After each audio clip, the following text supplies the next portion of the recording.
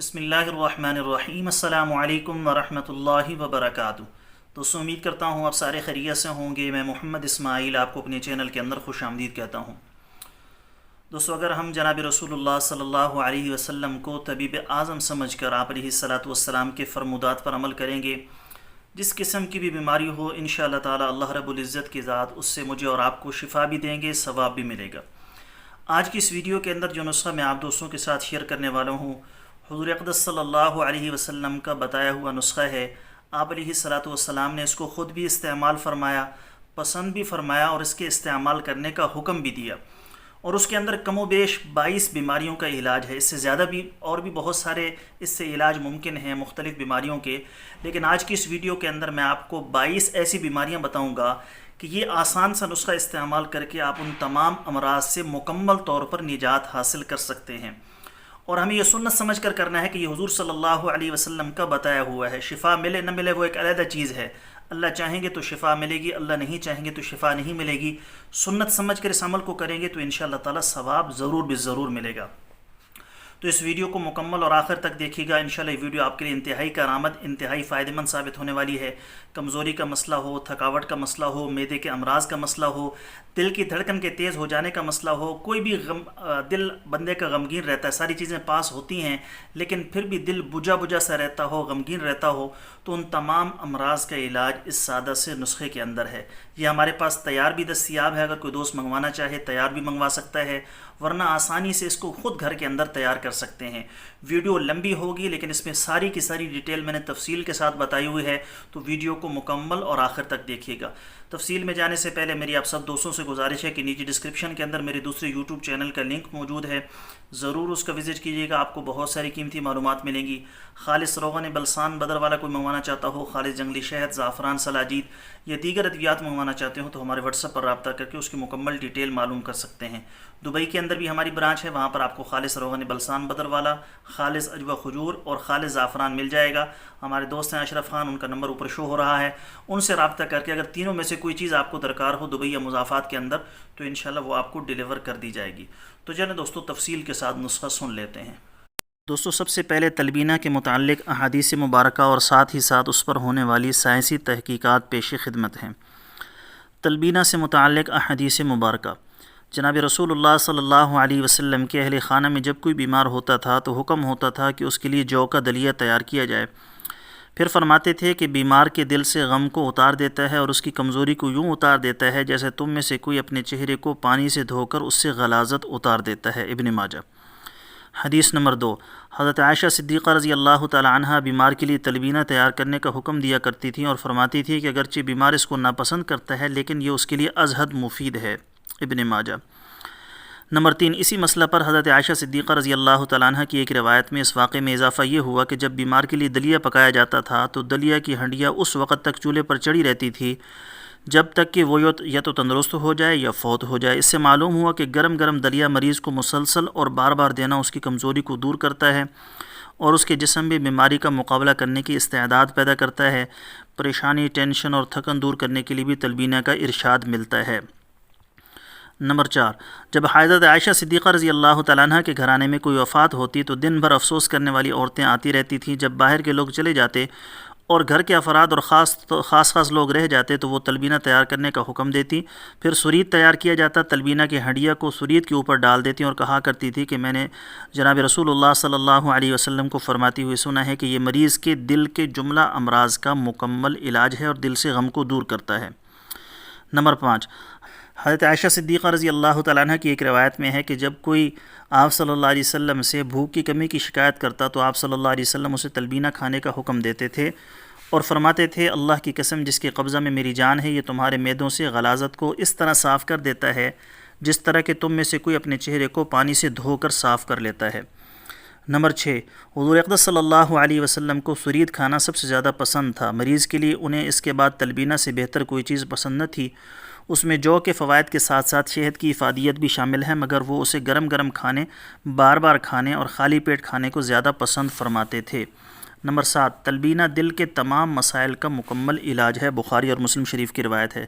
Number 8، تلبینہ مریض کے دل کو سکون دیتا ہے اور وحشت کو دور کرتا ہے۔ نمبر 9، رسول اکرم صلی اللہ علیہ وسلم نے حضرت جبریل علیہ السلام سے فرمایا کہ جبرائیل میں بہت تھک جاتا ہوں۔ حضرت جبریل نے جواب میں عرض کیا، اے اللہ کے رسول صلی اللہ علیہ وسلم، آپ تلبینہ استعمال کریں۔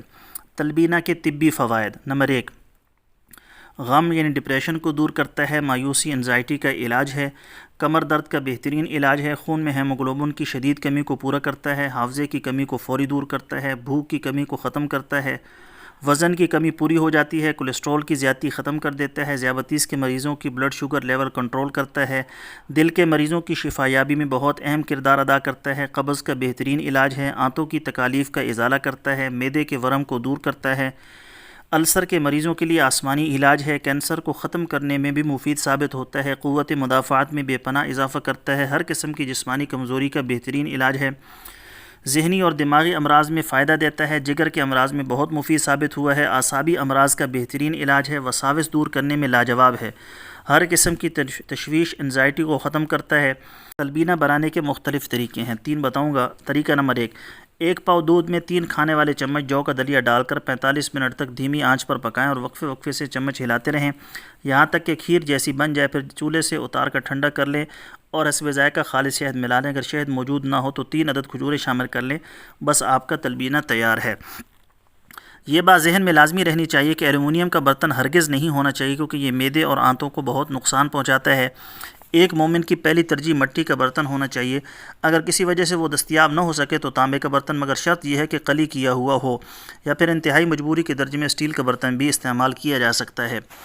تلبینہ عام طور پر نہار منہ صبح اشراق کی نماز کے فوراً بعد ناشتے کے طور پر کھانا ہی بہت زیادہ مفید ثابت ہوتا ہے، مگر اسے کھانے کے بعد کم از کم 3 گھنٹے کا وقفہ ضرور ہونا چاہیے دینا چاہیے تاکہ اس کے مکمل فوائد اور اثرات ظاہر ہو سکیں۔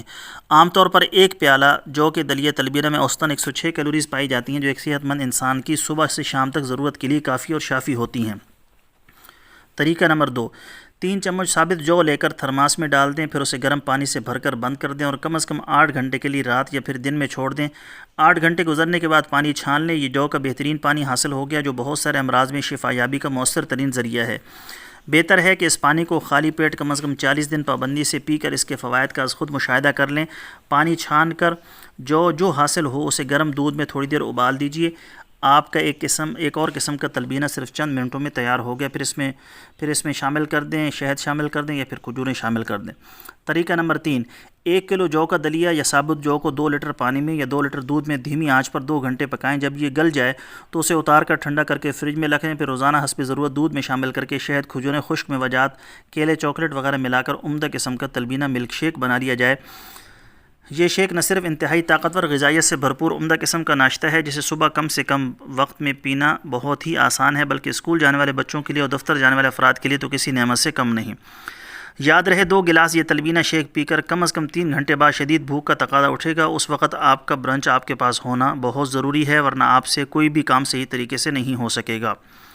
طریقہ نمبر 4، یہ جو کے آٹے کا پتلا پانی ہے، یہ دودھ جیسا سیال ہوتا ہے۔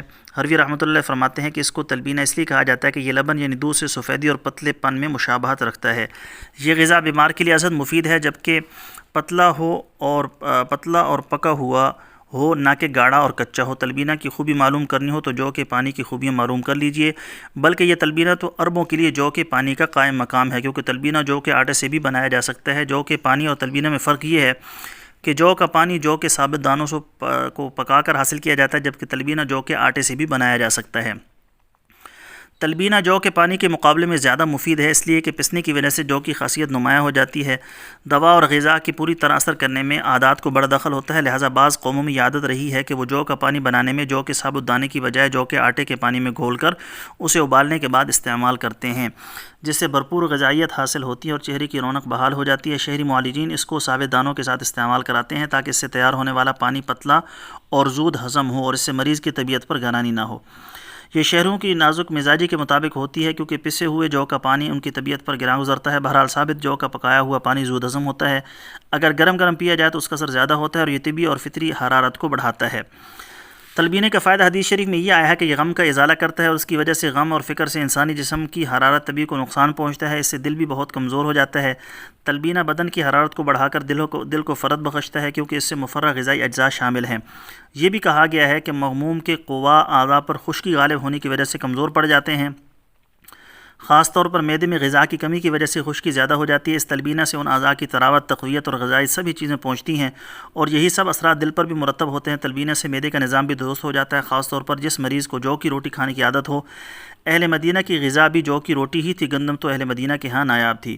تلبینہ جو یمن میں بنایا جاتا ہے، اس کا عملی نسخہ یہ ہے: کھانے کا ایک بڑا چمچہ بھر کر جو کا آٹا لے کر 1 لیٹر پانی میں گھول لیں، اس میں 3 بڑے چمچے خالص دیسی شہد ڈال کر ابال لیں۔ ابالنے کے بعد 3-4 منٹ ہلکی آنچ پر پکائیں۔ جب ٹھنڈا ہو جائے تو 1 کپ دودھ ڈال لیں۔ مریض بقدر ضرورت استعمال کرے، جسے جو کا آٹا موافق نہ ہو تو وہ گندم کا آٹا بھی استعمال کر سکتا ہے۔ تلبینہ صحت مند افراد بھی استعمال کر سکتے ہیں، ان کے لیے بھی مفید ہے۔ افسوس ہے کہ ہمارے ملک میں اس قسم کی چیزیں، مہنگی چیزیں مریض کی غذا کے لیے استعمال کی جاتی ہیں، حالانکہ نبوی نسخہ ان سب سے بہتر اور سستا ہے۔